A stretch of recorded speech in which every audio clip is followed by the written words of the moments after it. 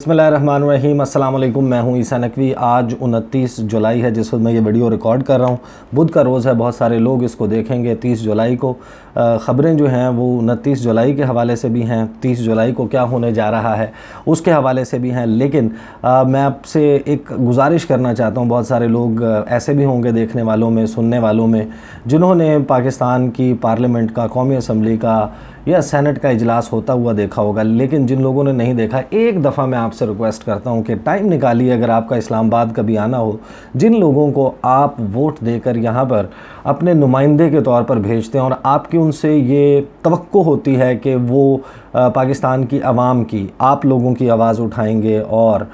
इस मुल्क के हवाले से आवाज़ उठाएंगे, इसकी बेहतरी के लिए काम करेंगे। जिस वक्त ये दो मामलात होते हैं, पाकिस्तान के हवाले से मामला होता है, जिस वक्त आवाम के हवाले से मामला होता है, तो आप इनकी तकारीर सुने, आप इनके लहजे देखें तो आपको लगता है कि इससे कमज़ोर, इससे लागर आवाज़ नहीं हो सकती। और जिस वक्त अपनी अपनी सियासी जमात और अपने अपने सियासी जमात के रहनुमाओं के हवाले से कोई मामला आता है और इसका ताल्लुक़ किसी अपोजिशन या हुकूमत से नहीं है, तमाम सियासी जमातों में मौजूद जो अवामी नुमाइंदे हैं, जो मेंबर्स ऑफ पार्लियामेंट हैं, जब आप इनको, इनकी पार्लियामेंट्री कॉन्डक्ट को, पार्लिमानी कंडक्ट को देखते हैं कि ये किस तरीके से बहैसियत पार्लियामेंटेरियन मौजूद होते हैं उस हॉल के नीचे जिस पे बड़ा बड़ा जो है वो कुरानी आयात लिखी हुई हैं, वहाँ पर मौजूद होते हैं। और उस वक्त जब मामला आता है इनके लीडर्स का, इनकी सियासी जमातों का, तो कहीं से कोई आसमानी ताकत इनके लहजों में ओद आती है, कहीं से इनकी जो लहजे हैं उनमें वलवला, उनमें जज्बा, उनमें जोश इस तरीके से आ जाता है कि जैसे लग रहा होता है, सामने वाज़े तौर पर नज़र आ रहा होता है कि ये लोग अपने जो सियासी लीडर्स हैं, अपनी जो सियासी जमातें हैं, वहाँ पर अपना मकाम बनाने की कोशिश कर रहे हैं। और किसी की तवज्जो ये नहीं कि उस अवाम के सामने भी अपना मकाम बना लें जो उनको अपने वोट की ताकत से इस पार्लियामेंट में भेजती है। खैर, मामला जो है वो स्टोरी जिसके हवाले से डिस्कस करना है, गुज़श्ता रोज़ भी मैंने उसके हवाले से एक वीलॉग किया जिसमें मैंने आपको बताया कि अपोजिशन किस तरीके से पॉलिटिक्स कर रही है, पॉलिटिकल पॉइंट स्कोरिंग हो रही है। हुकूमत की जानिब से भी थोड़ा सा एक दो मामलात के ऊपर गैर संजीदगी ज़रूर थी। जो मामला है फाइनेंशियल एक्शन टास्क फोर्स में के हवाले से जो दो बिल्स पास करने हैं 6 अगस्त से पहले और 6 अगस्त को जो फाइनेंशियल एक्शन टास्क फोर्स की एशिया पैसिफिक ग्रुप है, उधर अपनी एक कंप्लायंस रिपोर्ट जमा करवानी है कि पाकिस्तान ने जो प्लान ऑफ एक्शन तय किया था फाइनेंशियल एक्शन टास्क फोर्स के APG के साथ कि हम ये 27 नुकात हैं जिनके ऊपर काम करेंगे और उन पर अगर पेशरफ्त होती है तो उसकी सूरत में पाकिस्तान को FATF की ग्रे लिस्ट से बाहर निकाल दिया जाएगा। ग्रे लिस्ट से बाहर आने का मतलब ये है कि पाकिस्तान में किसी भी एक आम नॉर्मल एवरेज मुल्क की तरह सरमायाकारी भी हो सकती है, पाकिस्तान के साथ बिज़नेस भी किया जा सकता है और पाकिस्तान पर किसी किस्म की कदगन मौजूद नहीं होगी। कॉस्ट ऑफ डूइंग बिज़नेस इन पाकिस्तान जो कि ग्रे लिस्ट में आने के बाद बढ़ गया और एक ख़तरा बहरहाल पाकिस्तान पर मौजूद है कि ये जो 27 नुकात हैं जिनकी निशानदही की गई है कि जिसके हवाले से पाकिस्तान ने काम करना है, अगर पाकिस्तान उनके ऊपर अमल दरामद करने में नाकाम हो जाता है तो पाकिस्तान को ग्रे लिस्ट से उठाकर ब्लैक लिस्ट में भी डाला जा सकता है। और ब्लैक लिस्ट में जाने का मतलब यह है कि पाकिस्तान, ईरान और नॉर्थ कोरिया इन ममालिक की सफ़ में जाकर खड़ा हो जाएगा जो कि ब्लैक लिस्ट में है, जिनके ऊपर इंटरनेशनल बैंकिंग चैनल्स बंद हैं, जिनमें बैनुल अक़वामी कंपनियां जिनके साथ डील नहीं कर सकती, बिज़नेस नहीं कर सकती, और अगर कोई करेगा तो उसको जो ग्लोबल फाइनेंशियल सिस्टम है उससे कट ऑफ कर दिया जाता है। तो ये इतना सीरियस और संजीदा नौइयत का मामला है। इसके ऊपर गुज़श्ता रोज़ मैंने आपको बताया था कि क्या डेवलपमेंट थी। आज जो 2 बिल कौमी असम्बली में पेश किए गए और जो कौमी असम्बली का हाल था, जिस तरीके से एक मछली मंडी बना हुआ था पाकिस्तान का ऐवान ज़ेरीं कौमी असम्बली हॉल, वहाँ पर हर जानिब से भांत भांत की बोलियां बोली जा रही थी, आवाज़ें लगाई जा रही थी, नारे लगाए जा रहे थे और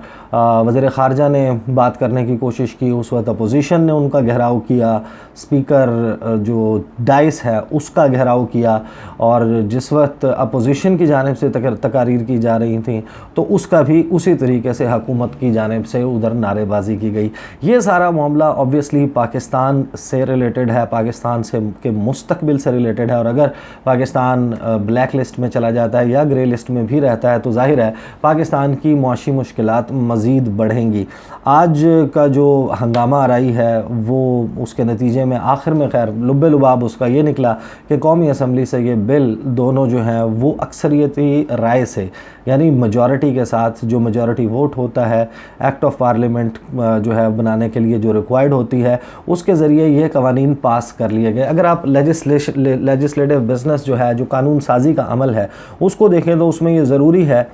کہ کوئی بھی بل جب اس نے قانون کی شکل اختیار کرنا ہوتی ہے تو وہ ایک ایکٹ جو ہے وہ پیش کیا جاتا ہے بل کی صورت میں قومی اسمبلی میں یا سینٹ میں جہاں پہ بھی انٹروڈیوس کروایا جائے۔ جب اس کو وہاں سے پاس کر لیا جاتا ہے تو وہاں سے وہ دوسرے ایوان میں جاتا ہے، سینٹ سے پاس ہوا ہوا بل قومی اسمبلی میں آتا ہے، قومی اسمبلی سے پاس ہوا ہوا بل سینٹ جاتا ہے، اور جب دونوں ایوانوں سے کوئی بل پاس ہو جائے تو اس کے بعد پھر جو اس کی جو ضابطے کی کارروائی ہے جس میں سگنیچرز ہوتے ہیں کمپیٹنٹ اتھارٹیز کے، اس کے بعد وہ قانون کا حصہ بن جاتا ہے، گزٹ آف پاکستان میں وہ چھاپ دیا جاتا ہے۔ البتہ اب ہوا یہ کہ یہ دو قوانین اکثریتی رائے سے پاس کر لیے گئے۔ اس دوران ایک دوسرے کے اوپر آبویسلی دونوں سائڈ سے، حکومت کی جانب سے اپوزیشن کی جانب سے تقاریر کی گئیں، ایک دوسرے کے خلاف باقاعدہ پولیٹیکل پوائنٹ سکورنگ بھی کی گئی، لیکن ایک بات طے ہے جو نظر آتی ہے واضح طور پر کہ اپوزیشن نے ایک جال بچھایا اور حکومت جو ہے وہ اس جال میں پھنس گئی۔ جس وقت یہ سارا معاملہ قانون سازی کا آیا تھا اس وقت اپوزیشن نے تقاریر کی اور کہا کہ financial action task force obviously یہ تو ایک ملکی معاملہ ہے، ہم ساتھ دینا چاہتے ہیں تو یہ سارے بل جو ہیں یہ کمیٹی میں بھیج دیں، 24 رکنی کمیٹی بیٹھے گی، ہم بیٹھ کے آپس میں طے کر لیں گے یہ سارے معاملات اور اس میں کوئی رخنہ نہیں ڈالا جائے گا۔ پھر ہوتا یہ ہے کہ اس کمیٹی کی جانب جب بات جاتی ہے تو اپوزیشن نیب قوانین میں تبدیلیوں کے حوالے سے 30 کے سے لگ بھگ، مجھے ایگزیکٹلی فگر ایک ذہن میں نہیں آ رہا، 34 یا 35 امینڈمنٹس لے کر آتی ہے، ترامیم۔ ان ترامیم کے حوالے سے میں گزشتہ ویڈیو میں کیونکہ ایکسپلین کر چکا ہوں تو میں اس کے اوپر دوبارہ بات نہیں کروں گا، لیکن ان کے ساتھ نتھی کر دیا جاتا ہے ان بلز کو۔ اب اپوزیشن نے چال کیا چلی ہے کہ اگر کوئی ان سے سوال کرے کہ کیا آپ FATF کے حوالے سے جو بل ہیں ان کو پاس نہیں ہونے دینا چاہتے تو وہ کہتے ہیں ایسا تو کچھ بھی نہیں ہے، ہم تو بالکل حکومت کے ساتھ کھڑے ہیں۔ لیکن جس وقت اس کو پارلیمنٹ میں پیش کیا جاتا ہے تو ساری تقاریر کیونکہ نیب کے قوانین کے حوالے سے آپ کا رکھنا ہے حکومت کے ساتھ، تو آپ اس کو بنیاد بنا کر اس سارے عمل کو پولیٹیسائز کر دیتے ہیں، وہاں پر شور مچانا شروع کر دیتے ہیں۔ لیکن کیونکہ قومی اسمبلی میں حکومت کے پاس نمبرز پورے ہیں، اضافی ہیں، وہ اس کے اوپر ووٹنگ ہوئی اور ووٹنگ کے بعد یہ بلز پاس ہو گئے۔ آج ہی دوبارہ جو ہے اس کے فوراً بعد، اور بالکل جس وقت اگر آپ آ کر دیکھیں قومی اسمبلی اور سینٹ تو دونوں ایوانوں کے مزاج میں بالکل ایسے فرق ہے کہ جیسے آپ قومی اسمبلی کے اجلاس سے نکل کر جب آپ سینٹ کے اجلاس میں جاتے ہیں تو آپ کو لگتا ہے جیسے ایک طوفان آیا تھا اور وہ طوفان اب تھم گیا۔ بالکل بہت ہی دھیما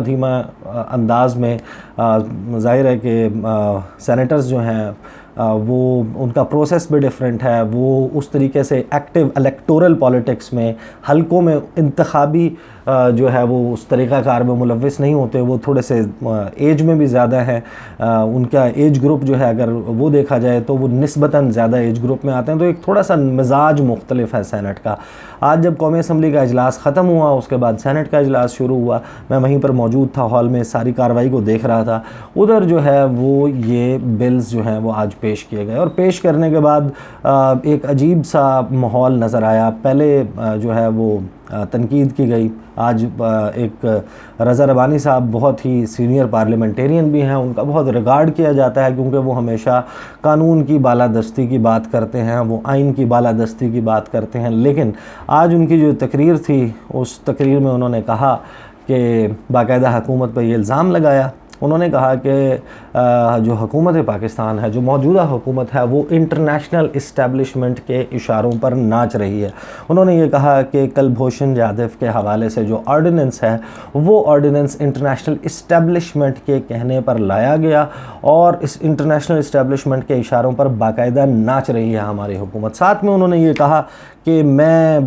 بالکل ایک کٹ پتلی ہوں، جس طرح میرے باقی یعنی کہ انہوں نے ثابت اپنی تقریر سے یہی کرنے کی کوشش کی کہ میرے دیگر کولیگز جو ہیں وہ بھی کٹ پتلیاں ہیں، ان کی ڈوریں کسی کے ہاتھ میں ہیں، وہ ڈوریں ہلتی ہیں، ہم ان ڈوروں کے مطابق جو ہے وہ اپنے فیصلے کرتے ہیں، قانون سازی کے عمل میں حصہ لیتے ہیں. انہوں نے کہا کہ میں نے بڑے ہیوی ہارٹ سے آرمی چیف کی ایکسٹینشن کے لیے ووٹ دیا. ساتھ ہی انہوں نے یہ بھی کہا کہ میں نے بہت ہیوی ہارٹ سے فوجی عدالتوں کے حوالے سے جو قانون سازی کی گئی اس کے اوپر میں نے ووٹ دیا. اب یہ عجیب سی بات ہے کہ وہ اسی سینٹ کے اسی طریقے سے ممبر بھی ہیں، وہ اس کے اوپر تنقید بھی کرتے ہیں، ووٹ بھی دیتے ہیں آ کر. وہ یہ آپٹ آؤٹ بھی نہیں کرتے کہ وہ اس جو دن ہے جس دن ووٹنگ ہونی ہے اس دن وہ چھٹی ہی کر لیں. وہ آتے ہیں، وہ آ کر ووٹ بھی دیتے ہیں. خیر، انہوں نے یہ سارا معاملہ اس طریقے سے پورٹرے کیا کلبھوشن جادو کا، اور ساتھ ہی انہوں نے ایک اشارہ دیا اپنی تقریر میں کہ کچھ آگے فائنینشیل ایکشن ٹاسک فورس کے حوالے سے بھی بل آئیں گے. تو میں بادل نخواستہ ہو سکتا ہے کہ مرتا کیا نہ کرتا کی طرح مجھے ادھر بھی ووٹ دینا پڑے. اس کے جواب میں فروغ نسیم صاحب نے بڑے مؤدبانہ طریقے سے، سینٹ میں جو ہے وہ میں نے جس طرح بتایا کہ مزاج تھوڑا سا مختلف ہوتا ہے قومی اسمبلی اجلاس سے، تو فروغ نسیم صاحب نے بڑے ہی مؤدبانہ انداز میں ان کے ساتھ نوک جھوک کی ان کی باتوں کا پوائنٹ بائی پوائنٹ جواب دیا. انہوں نے ایک سمپل سوال رکھا رضا ربانی صاحب کے سامنے کہ اگر تو آپ یہ چاہتے ہیں تو ہمیں بتا دیں کیا پیپلز پارٹی یہ کہتی ہے کہ حکومت پاکستان، جو موجودہ حکومت پاکستان ہے، وہ انٹرنیشنل کورٹ آف جسٹس کے فیصلے پر، جو عالمی عدالت انصاف نے فیصلہ دیا کلبھوشن جادو کیس میں، کیا آپ یہ چاہتے ہیں کہ ہم اس پر عمل درآمد نہ کریں؟ اس سوال کا جواب میرا نہیں خیال کہ اپوزیشن کے پاس اس وقت تھا، کیونکہ انہوں نے جس طریقے سے ریاکٹ کیا وہ اس کے بعد کی تقاریر سے بھی واضح تھا کہ اس میں فروغ نسیم صاحب نے باقاعدہ یہ ایکسپلین کیا کہ کون سی اوبلیگیشنز ہیں پاکستان کی، اور اگر اب پاکستان ایک رسپانسبل عالمی ملک کے طور پر، ریاست کے طور پر عمل درآمد نہیں کرتا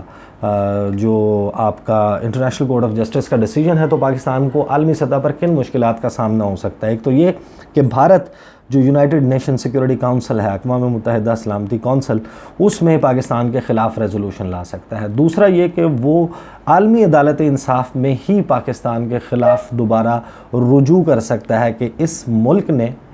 آپ کے فیصلے پر عمل درآمد نہیں کیا، اور اس کے پھر انٹرنیشنل لیول کے اوپر پاکستان کے لیے کانسیکوینسز ہوں گے. اور انہوں نے یہ واضح کیا کہ پاکستان تحریک انصاف کی حکومت جو ہے وہ اس کیس کو عالمی عدالت انصاف نہیں لے کے گئی. انہوں نے تعریف بھی کی اپنے طور پر مسلم لیگ نواز کی حکومت کی، اور ساتھ ہی اب ظاہر ہے یہ سوال بھی موجود ہے کہ جس وقت مسلم لیگ نواز کی حکومت اس سارے معاملے کو انٹرنیشنل کورٹ آف جسٹس لے کر گئی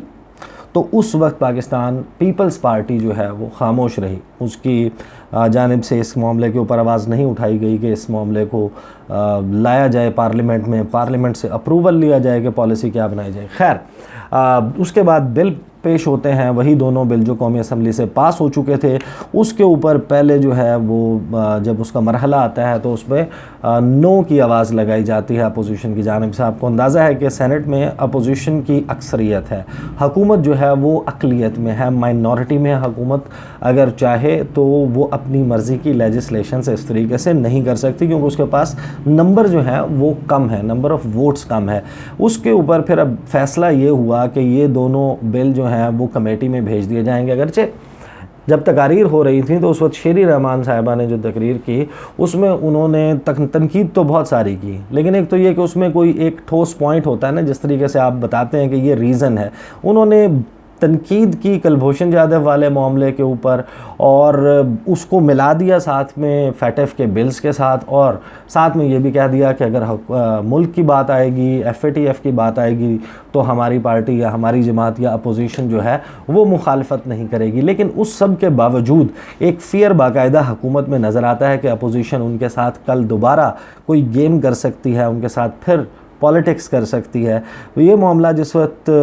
ووٹنگ کے بعد بھیجا گیا کہ دونوں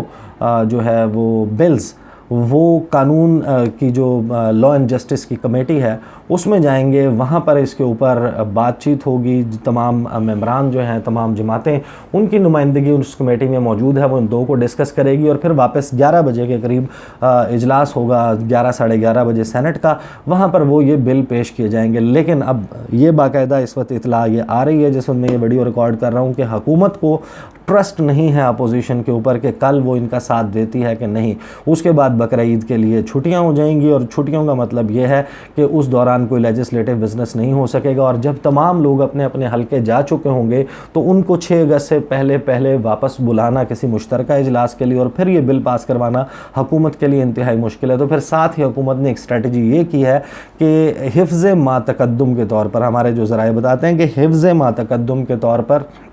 اجلاس جو ہے وہ مشترکہ اجلاس, قومی اسمبلی اور سینٹ کا مشترکہ اجلاس بھی کل 3 بجے پارلیمنٹ ہاؤس اسلام آباد میں, یعنی کہ جس وقت آپ لوگ ویڈیو دیکھ رہے ہوں گے, اگر آپ جمعرات کو دیکھ رہے ہیں تو جمعرات کو 3 بجے یہ اجلاس ہوگا. اور اس اجلاس میں اگر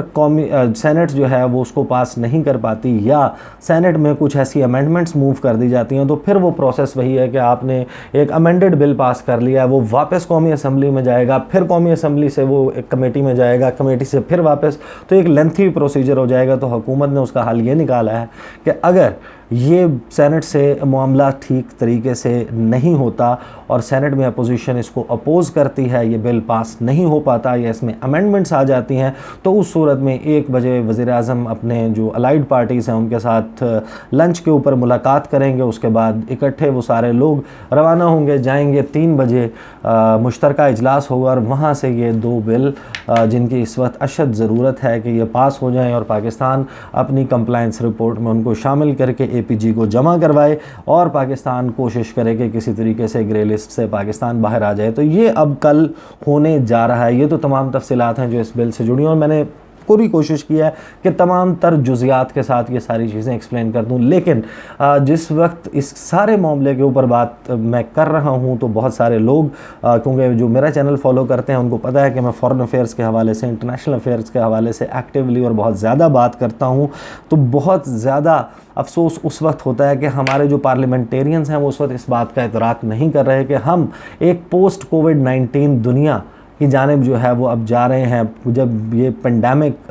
اس کا اثر جس طرح پاکستان میں ٹوٹا ہے, اللہ کرے گا پوری دنیا میں ٹوٹے گا, لیکن یہ ایک تبدیل شدہ دنیا ہوگی. آج بھی آپ اٹھائیں لاس اینجلس ٹائمز سے لے کے یو ایس نیوز سے لے کے آپ امریکن میڈیا پڑھیں, آپ یورپین میڈیا پڑھیں, آپ چائنیز میڈیا کو پڑھیں, پوری دنیا کا میڈیا اس وقت پریڈکٹ کر رہا ہے کہ